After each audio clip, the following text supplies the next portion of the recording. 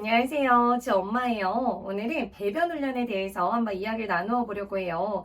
지호가 32개월 만에 드디어 배변 훈련에 성공했습니다. 와! 그래서 제가 나누어 드릴 수 있는 배변 훈련에 대한 것들을 말씀을 드리려고 해요. 저는 총 3단계로 나누어서 설명을 드리려고 합니다. 먼저 가장 기본적인 웜업 단계죠. 변기와 친해지고 응가와 친해지기 위해서 아마 이런 대소변에 관련된 동화책이라든지 변기 등은 구비를 하셨을 거예요. 그래서 이런 아기 변기와 응가 모형이 있다면 더욱 좋겠죠. 저는 이거 말고도 클레이로 응가 모양을 만들어주기도 하고 그렇게 탐색을 하는 시간을 가졌습니다. 동화책 같은 경우는 그렇게 많이 필요한 것 같진 않아요. 뭐 응가에 관련된 책들이 집에 있다면 그냥 그걸 사용해 보셔도 되고, 저는 이 뽀로로 책이 굉장히 좋았던 게 굉장히 직관적이에요.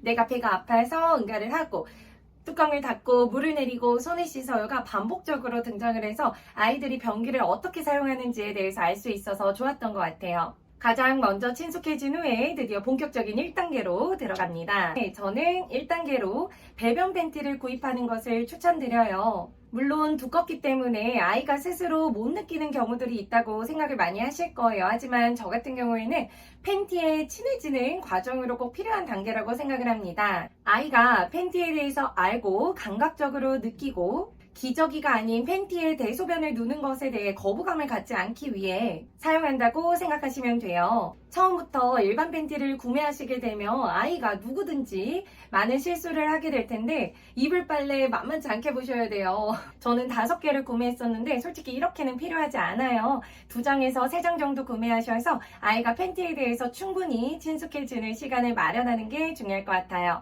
다음 2단계에서는 시간에 맞춰 화장실에 들러보는 겁니다. 배변 훈련에 확실히 너무 어릴 때보다는 말이 좀 더 통하는 24개월 이후 혹은 30개월쯤 가까이 돼서 하는 것이 아이도 엄마도 스트레스를 조금이라도 덜 받는 방법 중에 하나인 것 같아요. 그리고 그쯤 되면 보통 소변 보는 텀이 아마 보이실 거예요. 지호 같은 경우에는 1시간 반에서 2시간이 소변 텀이었고 그때마다 화장실에 데려가 변기에 앉혀두었습니다. 그리고 그때 사용한 변기는 이런 변기가 아니라 일반 변기에 아이들의 커버가 씌워진 어른 변기에다가 바로 사용을 할 수 있도록 했어요. 단계를 나누게 되면 나중에 또 어른 변기에 적응하는 시간이 필요할 것 같아서 그렇게 진행을 하였고, 결과적으로는 더 좋았던 선택이지 않았을까 싶습니다. 1시간 반에서 2시간 소변 텀이 되어서 아이가 원하든 원하지 않든 우선 화장실 변기에 어떻게든 구슬려서 데려갔고, 그에 따라 성공할 때도 있고 아닐 때도 있었어요. 하지만 이 첫 번째 성공하는 기억이 굉장히 중요하죠. 아이가 자연스럽게 소변이 되었든 대변이 되었든 누는 연습을 한 번이라도 성공을 하게 되면 확실히 2번째, 3번째 들어서는 조금 더 수월하게 이루어집니다. 마지막 3단계에서는 부스터를 달고 3일 만에 완벽하게 끝냈습니다.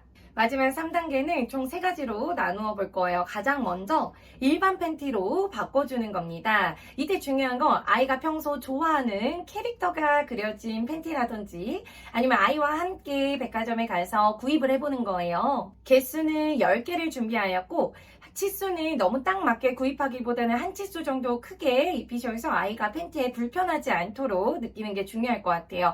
또 삼각 팬티를 입힐 것인지 사각 팬티를 입힐 것인지에 대해서도 고민이 많으실 텐데, 저 같은 경우는 그냥 기저귀 모양대로 삼각 팬티가 나을 것 같아서 그대로 구입을 하였고 아이가 다행히 불편해하지 않았습니다.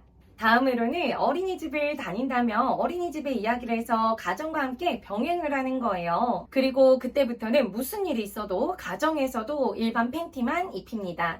기저귀를 당연히 처음에는 찾을 수 있습니다. 아이도 화장실을 가는 게 귀찮고 번거롭고 하는 걸 느끼면 기저귀에 대한 애착이 좀 더 생길 수 있는 것 같아요. 그래서 저는 기저귀를 안 보이게 감춰두었어요. 하루아침에 감춰둔 건 아니었고, 이제 기저귀가 몇 개 남았어? 이 뒤에는 우리는 일반 팬티를 입을 거야. 이제 형아가 되었으니 우리는 기저귀를 졸업하고 팬티를 입을 거란다 라고 매일같이 이야기해주면서 그 줄어드는 개수를 아이가 볼 수 있도록 했어요. 그랬더니 기저귀가 어느 날 다 사라졌을 때 아이가 당황해하지 않고 자연스럽게 팬티를 받아들이는 모습을 볼 수 있었습니다. 또 기저귀가 없으니까 자연스럽게 방기저귀 역시 졸업해야 되는 상황이 되었어요. 이거 정말 무서웠는데 다행히 첫날부터 바로 성공하는 모습을 보여주었습니다. 아무래도 그동안 있었던 빌드업도 있었고 아이가 스스로 팬티를 입을 수밖에 없다고 인지하고 나니 밤에 잠자기 전에 물을 항상 많이 마시는 습관을 가지고 있던 지우도 그날부터는 물을 조절하는 모습을 보여주더라고요. 만약에 낮기저귀와 밤기저귀를 따로 구분해서 훈련을 시작했더라면 그 기간이 좀 더 길어지지 않았을까 싶어요. 그리고 마지막으로는 칭찬 스티커입니다. 짠! 여기 지우의 칭찬 스티커가 있어요. 정말 마지막 보루라 생각하고 해서 미루고 미뤄왔던 칭찬 스티커를 쐐기를 받기 위해 시작을 했습니다. 5개씩 모을 때마다 아이가 원하는 간식을 주었고 30개를 다 모았을 땐 장난감을 사줄 거라고 여러 번 인지를 했어요. 이 5번이 처음에는 채워지는 게 은근히 오래 걸리더라고요. 아이가 실수를 그냥 하기도 하고 하니까. 하지만 대변을 볼 때 2개, 소변 볼 때 하나씩 하니까 금방 채워졌고 이게 끝났을 때는 배변 훈련이 정말 완벽하게 끝나 있는 상태였어요. 아이로 하여금 더욱 열심히 배변 훈련을 마칠 스스로의 다짐을 좀 이루게 해준 것 같아서 굉장히 만족스러웠던 방법입니다. 그리고 더불어서 지우 같은 경우에는 공감해주는 방법도 굉장히 좋은 방법이었다고 생각이 들어요.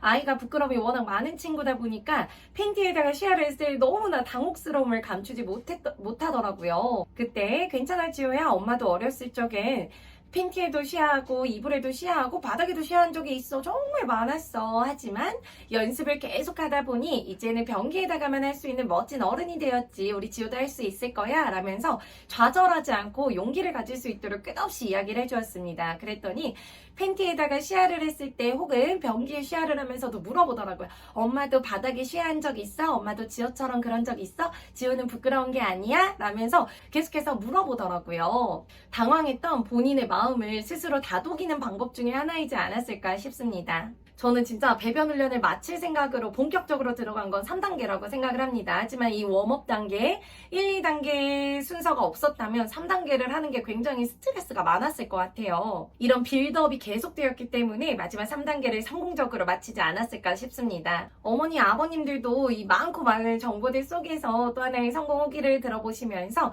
우리 아이에게 맞는 방법, 나에게 맞는 방법을 고려해 보시고 적용해 보세요. 생각보다 아이들이 진짜 그동안은 안 뗐던 게 일부러 안 뗀 거였나 싶을 정도로 굉장히 잘하는 모습을 보여줄 겁니다. 생각보다 아이들은 정말 잘 해낼 거예요. 그럼 우리 모두 화이팅! 안녕!